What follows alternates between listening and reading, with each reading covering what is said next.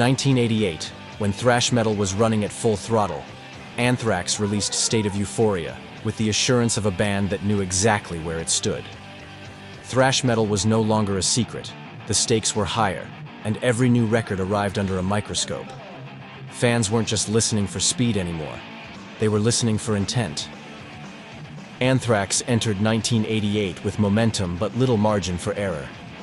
Recording stretched across several months at Quadradial Studios in Miami and Compass Point Studios in Nassau, Bahamas, working with producer Mark Dodson and engineer Alex Perialis.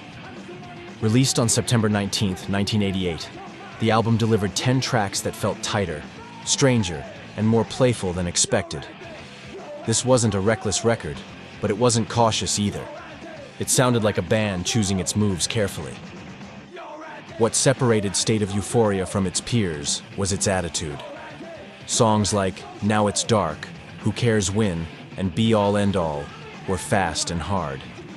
Make Me Laugh took a direct aim at televangelists Jim and Tammy Faye, reflecting a time when metal wasn't afraid to mock power and hypocrisy. The real surprise was Antisocial, a cover of the French band Trust that crossed over into heavy MTV rotation. Much of the music came from drummer Charlie Benante, while Scott Ian handled the lyrics. The album was written in fragments between tours, sound checks, and endless road miles. Commercially, the record held its ground. In the United States, State of Euphoria peaked at number 30 on the Billboard 200 and later achieved gold status, selling over 500,000 copies. It marked Anthrax's first chart entries in Canada and Australia, while also finding steady traction in the UK and across parts of Europe.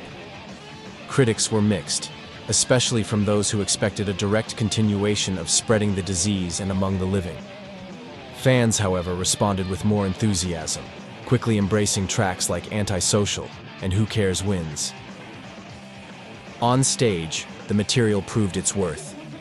Anthrax toured relentlessly through late 1988 and deep into 1989, crossing North America and Europe without slowing down. Along the way, they played with Iron Maiden, Ozzy Osbourne, and Metallica. Night after night, the material proved durable, aggressive, and loose in the best way. These performances reinforced the band's reputation as one of the most explosive and reliable live acts of the 80s. In 1980s thrash metal history, State of Euphoria occupies a unique place. It showed that thrash metal was never only about speed and volume, but about balance, humor, and control, proving Anthrax could evolve without losing its personality.